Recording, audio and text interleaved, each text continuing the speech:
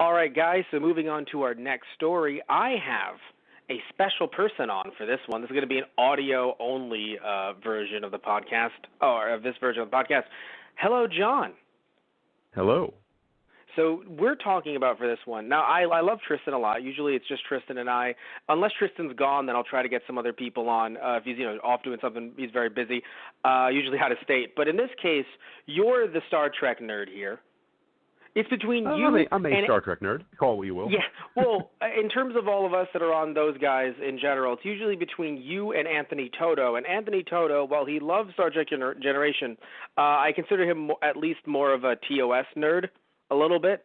He's not older than you or I, but still, just I know you two, but like usually when it comes to the reviews for Star Trek Thursday, he and I are with TOS, you and I are with TNG. So I wanted to bring you on and talk about the new show, from what we know so far about Star Trek Picard, which we just got a name drop, which is pretty big. Yes, I think that was last week. They gave us the logo. Yes, which it's funny. In some sense, I'm like, that's kind of not big at all, but it is kind of big because I didn't know how much of a fan wank this was going to be for us. Like, how much were they just trying to be like, please sign up for CBS All Access? And now I know that it's pretty large of a wank. Yeah, it's a pretty large wank as wanks go. But you know what? It worked because I was actually just talking to my sister the other day, and she said that honestly they're gonna pop for All Access when the show comes out. Just for that's so. You know what? They did it. They did it, and you know what it is. So even though I'm getting it specifically for the Picard show, I'm gonna be like, well, you know what? While I'm there, I'll check out Discovery too. Also, that new Twilight Zone looks pretty good, pretty cool. Yeah, I don't want to say pretty good because I haven't seen it, but it looks pretty cool. So yeah, they've just shown us the logo so far, and there's been a few on-set pics, but I don't know if they were leaked or if they were distributed by CBS. Specifically, I just know that I saw one, and there's been some division with the suits because some people are saying, oh, they don't look like these suits, and then they showed older versions of the characters. Now, I don't know much about TNG. Again, that's why I have you here, John. Was there a jump to an older version of these characters with different suits? Well, I mean, so people are upset because the uniforms look different, or yes, the uniforms. Yes, sorry. Okay, so I mean the uniforms. I am extremely happy about them because for a couple reasons. Now, yeah, they are different from the uniforms changed for TNG in First Contact in the second movie. Right. But the reason that I like this uniform is because it looks like a futuristic or like an updated version of the old school TNG uniform with actually a little bit of DS9 thrown in because it's got the color on the shoulders.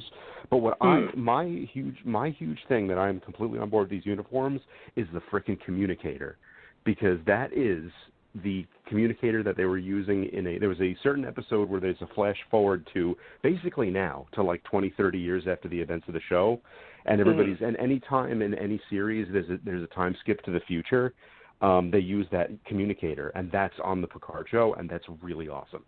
Wait, so that flash forward, did the suits look exactly the same in that flash forward as they do here? That I don't think so. Because I think that's why people were. Some people, I'm not saying everyone was, but there was a division where some people are saying, hey, why don't the suits look like they did in that flash forward? But my counter, and again, I'm not even a big Star Trek guy, but my counter is this. From what you've told me, John, about continuity in Star Trek, the amount of times they're like, this happened in this year, and then, I mean, they didn't really follow up on that when that year came along. Yeah. It's with how many episodes and how many writers, it is hard to keep everything straight. I would have to go back and look at the episode in question to see how similar these new ones are. Because, like I said, I'm drawing a blank. I'm trying to remember off the top of my head. I think they at the very least look very similar. So I would definitely give them props on that. Also, any future that we see, and actually in the episode in question they do say this, is that what's being shown is only one possible future. So right. You know, and to kind of jump franchises for a second, Always in Motion is the future.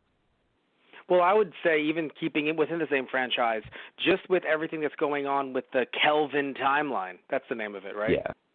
Yeah. That's the other one. And That's all the one that, from the JJ movies. Yeah, all that stuff, which it was so funny because I've seen the JJ movies, and then all of a sudden hearing people online talk about it, they're like, yeah, the Kelvin timeline, and I'm like, I'm currently in the what the fuck timeline, so doing a little bit of research on that and seeing what that meant. So but that's still another situation of we are seeing a future of a Picard, and maybe it's most like the Picard we know, but maybe there are some differences, just as a way to be like, hey guys, we want you to love this show, but that's the quote-unquote fan reason or the general reason why maybe everything isn't exactly the same in some respects.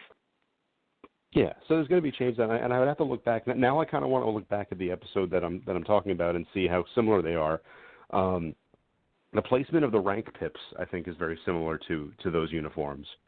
So I think they it seems as though they at least tried to get it as close as they could. So something that's very interesting, I think, is that it seems as if he's finally started to age.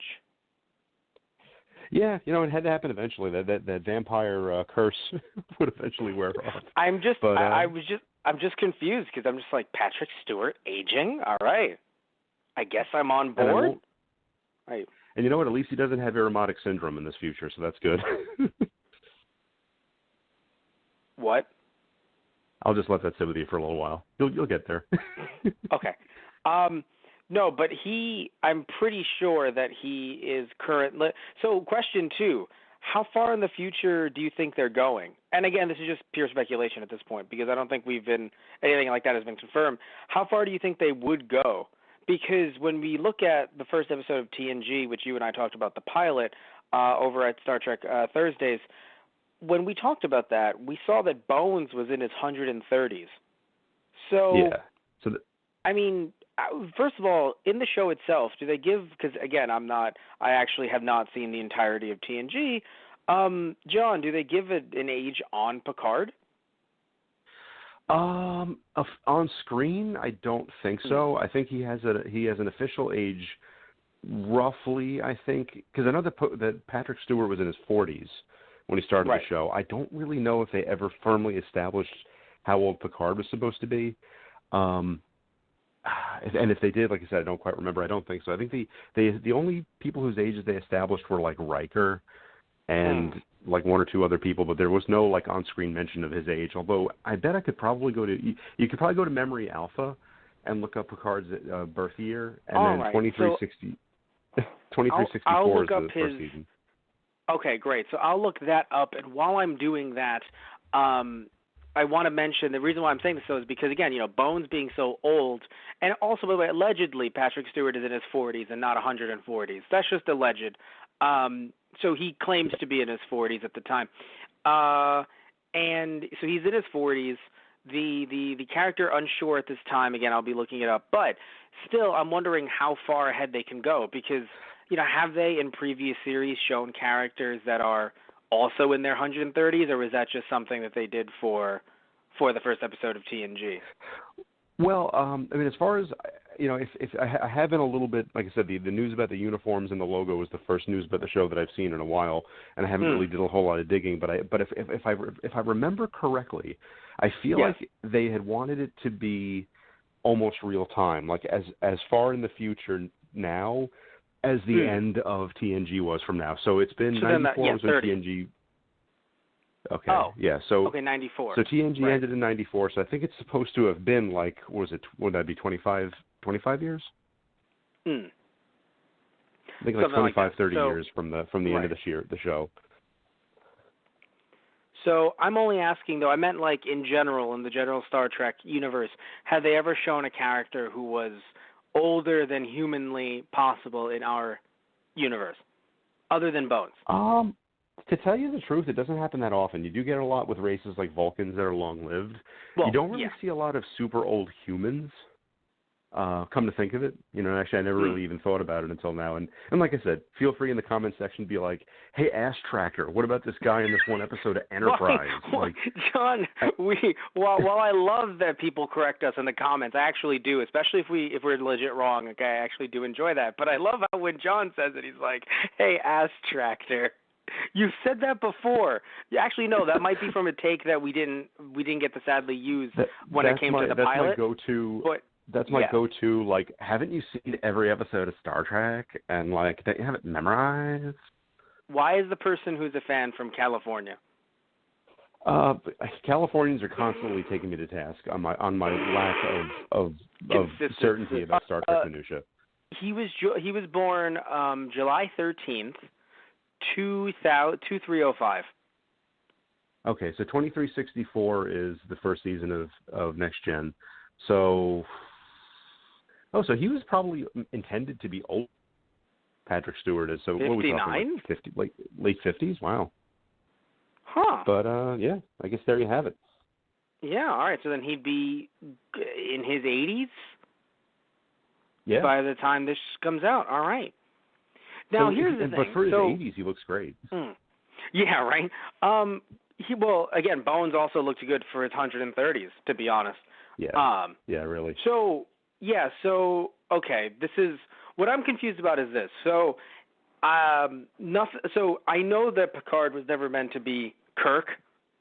So obviously we're not going to have action scenes like we did in the original TOS and anything like this and with Picard. But my question to you is, in general though, even with captaining, what is there left for Picard to do? Because I haven't really seen TNG. I haven't seen the movies.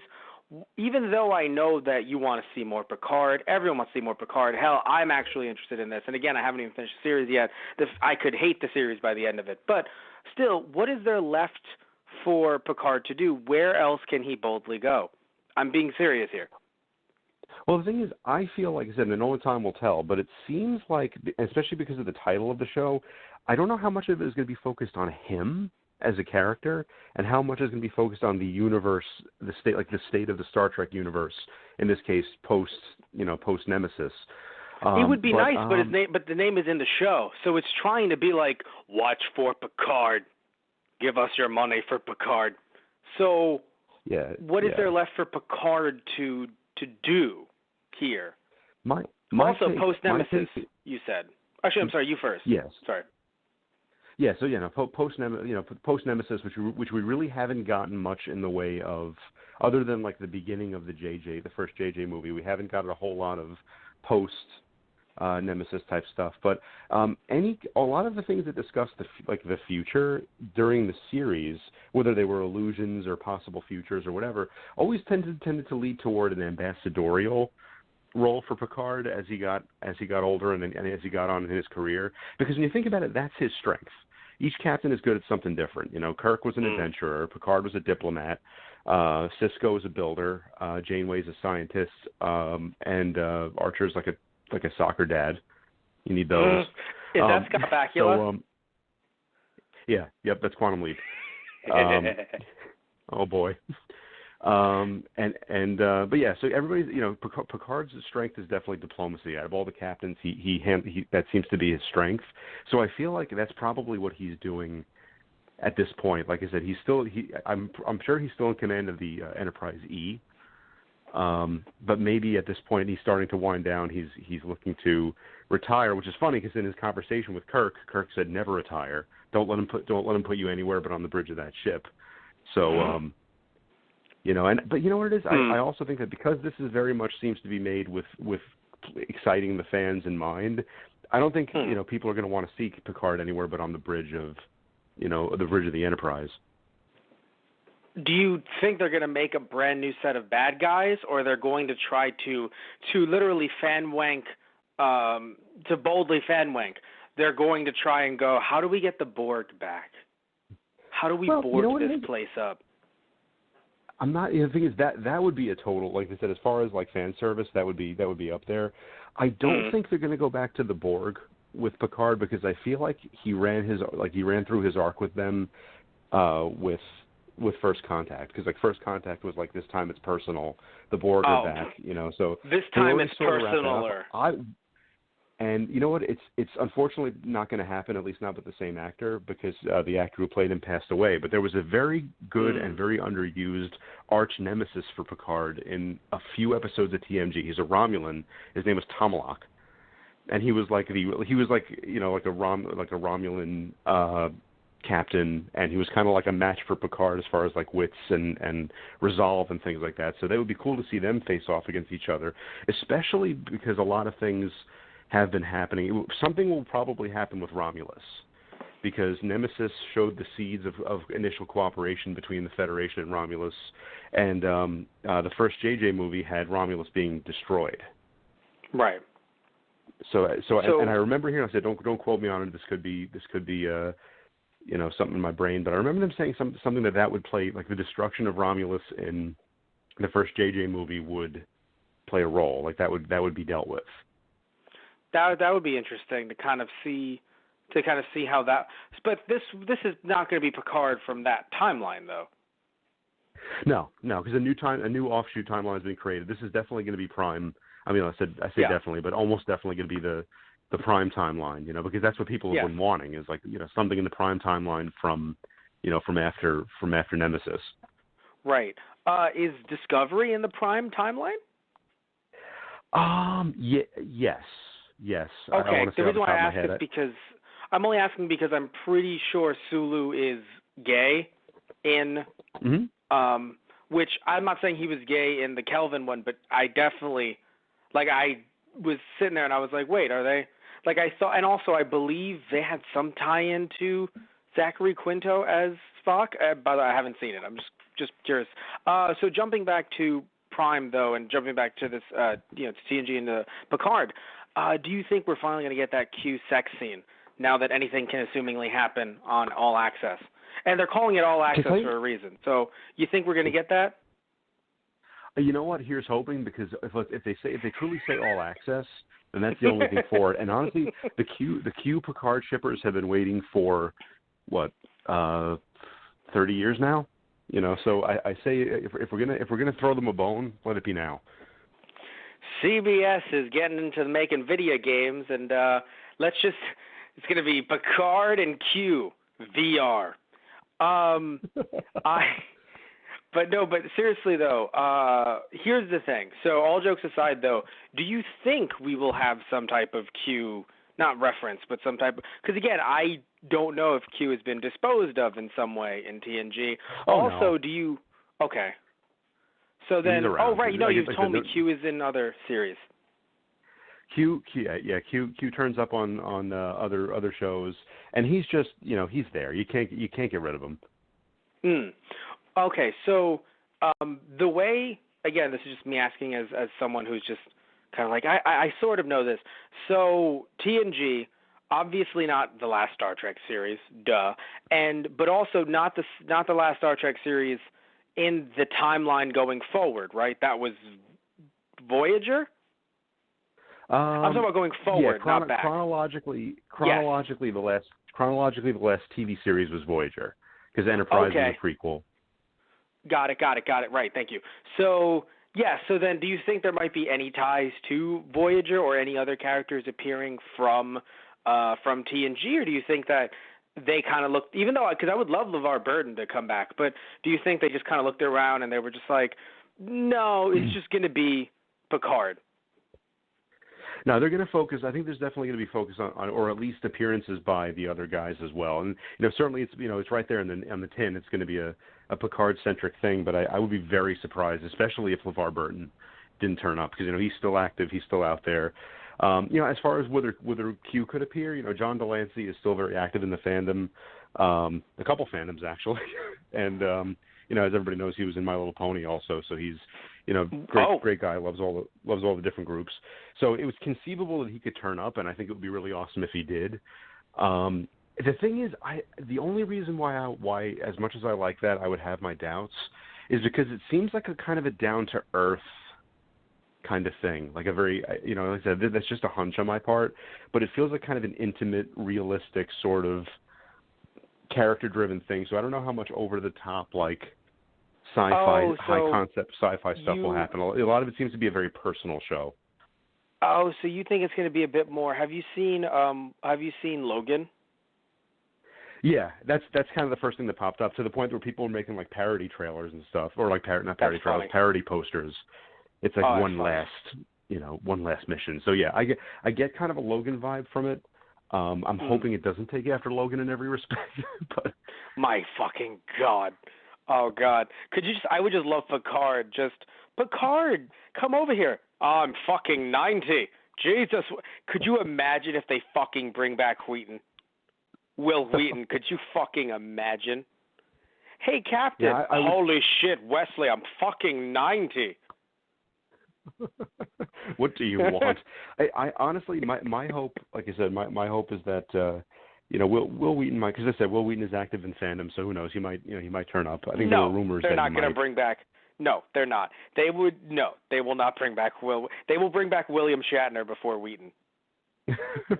No, William Shatner's the new Wesley. They're going to put on his little rainbow sweater and have him run around. But yeah, so it's gonna. I would be very surprised. I know Patrick Frakes, Jonathan Frakes, Two-Take Frakes, we used to call him back in the First Contact days, is supposed to direct episodes. So that's going to be good. That's amazing. Huh. Okay. He's a pretty damn good director. Oh, he did some of TNG, right? So he directed a few episodes. He directed at least one episode of TNG, and he directed First Contact and Insurrection. Oh, wow. Okay. So then, yeah, so I do have hopes for this. I kind of do hope that they don't take it, even though I'm not saying there's nothing wrong with character-driven stuff. I just feel as if, I don't know, I want it to be, even though, yes, it is going to focus on Picard, clearly, I don't know, like, if it's a bit too much just on Picard and not any type of, or barely any sci-fi outside of just Picard being on the deck of the ship and just talking to people, I'm not saying that that's a problem necessarily. I just feel like it's just weird to call it Star Trek. I know it's the character Picard, yes, but I feel as if that's the reason why novels exist or comics exist, to do that with the character, as much as I'm happy that Stewart's getting work. And I'm not saying that this isn't a good thing to do for all access. Like, this is smart. I'm just saying that as someone who isn't as into this yet as some other people are, so that's just somewhat of an outsider, because my dad and I used to watch TOS when I was a kid. Right. As someone who's a little bit of an outsider, at least TNG, looking in, I don't know how it would feel to watch a show. You know what it would be like? It would be like watching, as someone who's huge into Power Rangers, it would be like, oh, let's watch Jason David Frank as the Green Ranger, but he's not rangering anymore. Like, he gets to put on the suit, but he's not really fighting anyone. And he's talking to the other Rangers. Yeah, no, and it's kind of just him. You see what I'm saying? Yeah, like it's just. Yeah, I'm getting. Well, it's funny because some people he does come back a lot for newer Power Ranger stuff. But like, if you just did a show about him and he wasn't fighting monsters every week or fighting new villains, it would be odd. For me. Yeah, no, and I don't think they're going to break. Yeah. I don't think they're going to break formula, because Star Trek is and always has been an ensemble cast, and especially if it's going to be stuff on the ship. There's going to be a crew. It would probably, to tell you the truth, it would probably strain credibility for the whole TNG crew to still be together, because even in Nemesis, there was a lot of them went their own separate ways. I think Geordi has his own command now. So I'd understand if they split. That's fine. Especially, like, I get that, because it makes sense. Like, they wouldn't all be together for, like, that long. 30 years is a long time. That's a long time to voyage. I get it. But I still, like, again, that's why I said maybe a few cameos here and there. But, no, but I meant more it would just be odd if it's, because when I think of something like Logan, just as a quick comparison, it was about the internal struggles rather than, even though, yes, there was action scenes, obviously, but it wasn't necessarily about, like, oh, I'm going to fight Magneto, bub. It was just more like, everything's sad now, Logan. Did you notice that? Yeah, I did, Charles. Everything's fucking sad. By the way, Logan, you should take care of that child. I know, Charles. Everything's so sad. Like, it's just, like, literally, it just fucking, like, I cried twice during that movie. Yeah, that was a bit of a, you know, I haven't seen it, but I do know, you know, for a fact that there was some very bummer-tastic stuff in it. Oh my God! I now gotta watch it with you. Like, we're gonna be crying. We'll get a pint of ice cream and just go at it. Oh yeah, no, it was just so sad. Anyway, but that's what I'm saying. Like, I don't want it to just be introspection, because it's just like, it just becomes like Star Trek sadness. This week on sadness. I'm dealing with the ravages of old age. Yeah, no, it's going to be, you know, I think they're going to show that he's still got it. You know, how many decades later, and maybe show that, you know, maybe I would like to see a little bit of his new crew, you know, and how he interacts with, like I said, especially like the young bucks, and especially because at this point, usually by his age, most Starfleet captains would have made admiral a long time ago. You know, it would be weird for an 80-year-old to be captaining a starship. But at the same time, like I said, he might be remembering a conversation he had with Kirk, where Kirk said, "Don't let him promote you. You know, don't let him put you behind a desk." Because that's what happened to Kirk in his movies, that he got, you know, he was driving a desk at first, and then, you know, for the first two movies, he just basically walked back in and took over and was like, "This is my shit now." Talks to his boss. Why are there no women near the desk? Yeah, it's not how this works, and if you talk to me like that again, we're gonna fire you. Yeah, exactly. Well, then I'll just take over a ship. That is also a fireable offense. I feel like we should have mentioned that to you as well. Well, actually, no. In the first one, he asked for it back, and the second one, he asked for it back, and the third one, he just straight up steals it. That's what I'm saying. The third one, it's kind of just like, well, for a specific reason. Okay, but it's still, he steals it. It's kind of like, you know, we should have mentioned that was also a fireable offense. Why did we not do that? Why is it not in the bylaws? Well, we kind of considered it like a no-brainer, really. But here's the rub, though, is that his punishment for being an admiral and stealing a ship is to be demoted to captain. Because that's how things be in the Star Trek universe, is that if you're going to go renegade, you better save the Earth. My God, that sounds great. Anyway, so either way, though, anything else you want to say about this one before we move on to our next story? You know, that about, you know, sums it up. Is I'm, you know, very excited. Like I said, this is probably the most excited I've been for a Star Trek release in a very long time. You know, other than and this is an entirely different topic for another day, but I definitely do want to check out that Deep Space Nine documentary. But it's a good, you know what it is? It's a good time. It's a good time to be into Star Trek. I feel like a lot of exciting things are coming, and you know, especially with a lot of stuff, a lot of series are coming to an end in 2019. It's nice to see that they're keeping it going. Oh, is Discovery coming to an end in 2019? Oh no, that's still going. I'm just saying, like, you know, the MCU, this you know, story arc is coming to an end. Game of Thrones ended on Sunday. Right. No, that is true.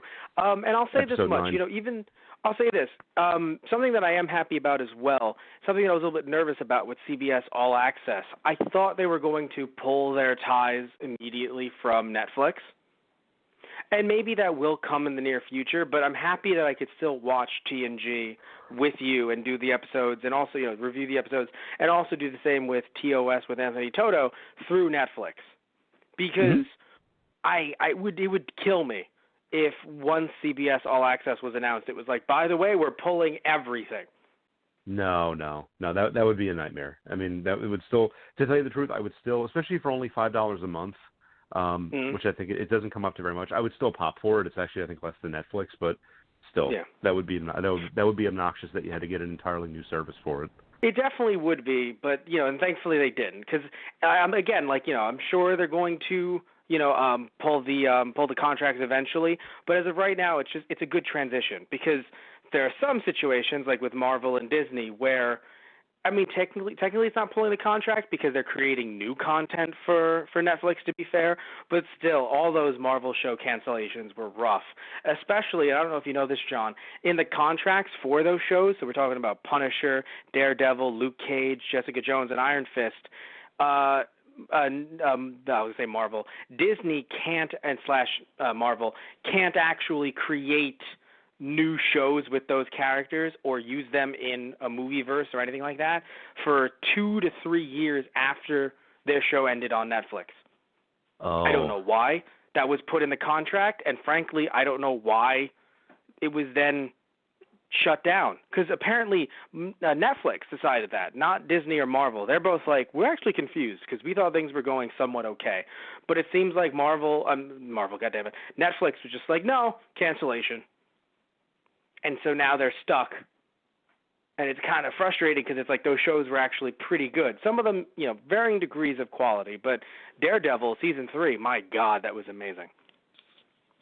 Yeah, no, So, Daredevil I only saw like 4 years ago when it first got started. I only saw the the first few episodes, but it was pretty great. Dark as hell, but it was entertaining.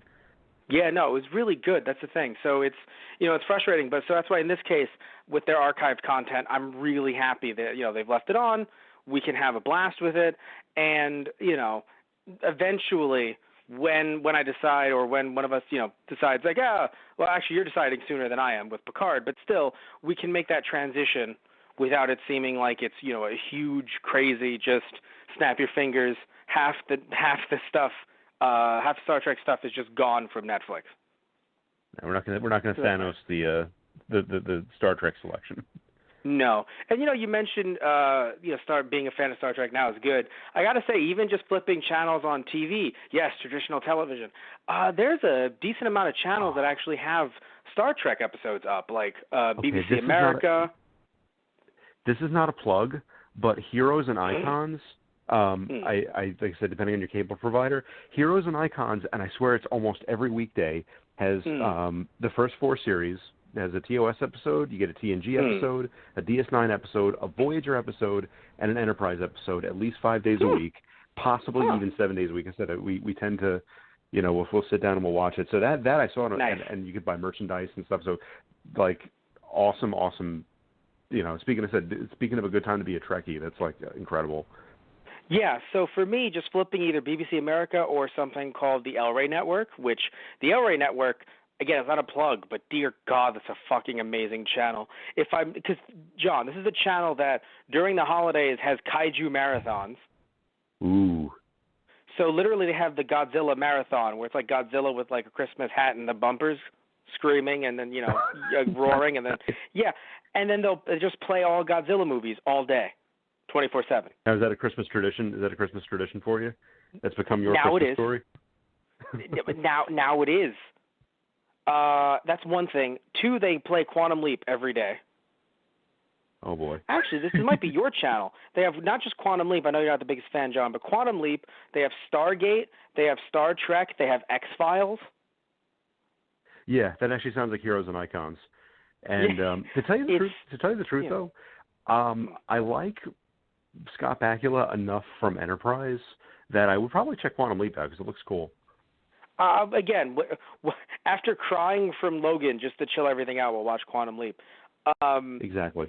But seriously though, it's not just that channel, but in general, a lot of channels showing Star Trek again. It's nice.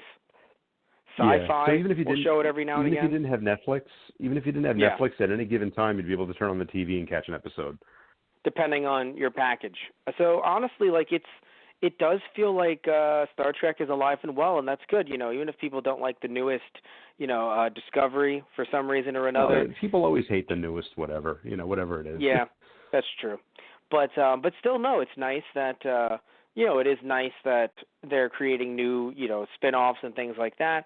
I just hope that the show warrants being made, and not. It's in other words, for some people going. I'm just saying that I hope that Picard is not just Picard's here, so you gotta fucking watch it. Like, I hope there is a little bit more, not just care, but more nods to the series and things like that as well. Oh yeah, I bet there will. Yeah, I would. You would hope so because I mean, it's nothing against the people working on this at all, of course, but again, you just want to make sure that you just hope that it is not as good as TNG was, because TNG's TNG, but you still hope that it's a good continuation and that it's not just there just to, not good fan service, but just to be fan service. Because there is a difference, of course. Yeah, I feel like I'm sure there'll be enough nods to the series and kind of, because I think what the name of the game has been, especially with Star Trek, is have it where the older fans, like there's things, if you've been following the series up until this point, there's plenty of nods to things that you remember, but I think they also want to make it so that if you could jump into and I feel like that's part of what's going on with Discovery, is that you can kind of jump in if you've never seen Star Trek before and pick up here and still enjoy it. So it wouldn't rely completely on references to the previous show. But the show is called Picard, so I'd imagine in this case, and it's going to be on their exclusive service, so I'm assuming it's going to be chock full of references. I'm just saying that the assumption will be that you've seen TNG. Yes, but I'm hoping that it's not just chock full of references. It's even more than that. Hey, Data, remember the time when oh my God, we got drunk off of space water? Of course, I remember everything, Captain. I can't believe you did that. Oh my God. Anyway, so either way, though, I want to say as we're wrapping this one up, thank you, John, so much for coming on. And the next story you hear will sadly not be with John. It will be with myself and Tristan, or maybe myself and I. I don't know. We'll find out. Adieu. Remember me as a peacemaker. Ooh, we'll be right back.